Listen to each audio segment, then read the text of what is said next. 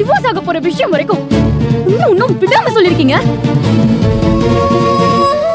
அம்மா நேரம் ஆபீஸ்க்கு வந்து ஸ்டாஃப்ஸ் எல்லாம் போற வரைக்கும் வெயிட் பண்ணி ஆபீஸ்ல என்ன உட்கார வச்சு இதை இப்படி எல்லாம் கேட்டான் தெரியுமா?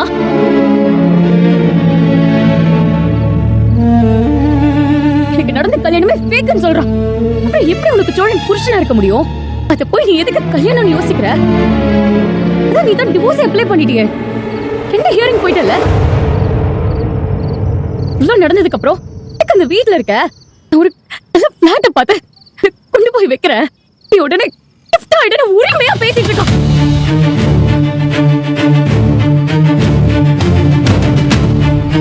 என்ன பாண்டி என்னென்னமோ சொல்றாங்க.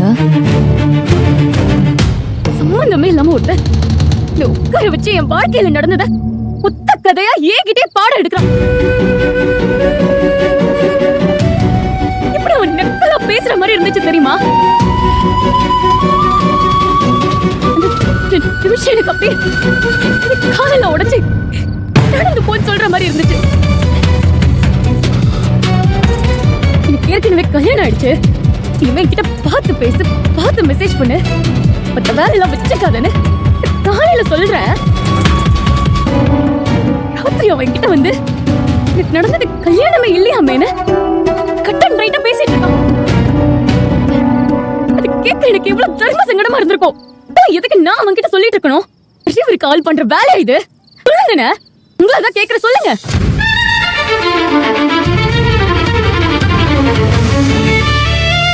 பைத்தியக்காரா. அண்ணே, எதுக்கு நான் அப்படி சொன்னேன்? எதுக்கு நான் அப்படி சொன்னேன்? என்ன சொல்ல?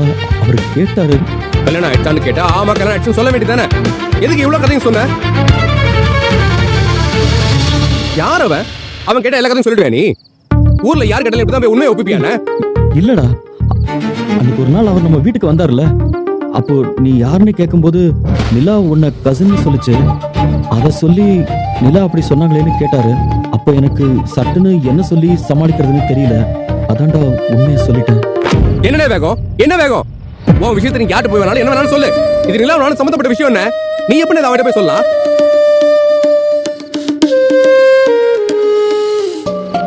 அந்த பொறுக்கி நிலாவுக்கு கண்டபடி மெசேஜ் வர பண்ணிருக்கான். அவன்கிட்ட இருந்து தப்பிக்க நிலா ஒரு விஷயம் பண்ணா, அதை நீ ஒண்ணுமே இல்லாம பண்ற மாதிரி நிலா வாழ்க்கையில இப்படிதான் நடந்துச்சு, நீ கரெக்ட் பண்ணாத கரெக்ட் பண்ணிக்கோன்னு இன்டெரக்டா சொல்லாம சொல்லிட்டு வந்திருக்க. அப்படி இல்லடா நிலா. என்ன அப்படி இல்ல, அப்படி ஒண்ணு போட்டுறான்.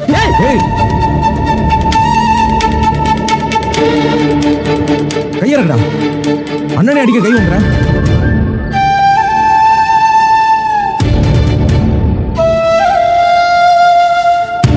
டேய், பின்ன நொண்ணமான காரியத்துக்கு அவனா கொடுப்பாங்க?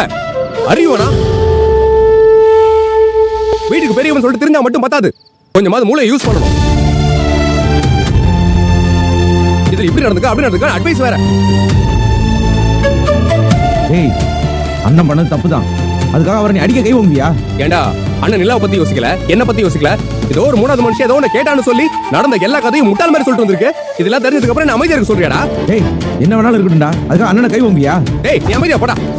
அவன் கிட்ட நீ போய் சொல்லிட்டு வேணா? ஏய், சொல்லுனே, சொல்லுவியா? சொல்லுனே, கேக்குறானே சொல்லுவியா? டேய், கை விடுடா. உன கையறா இப்போ.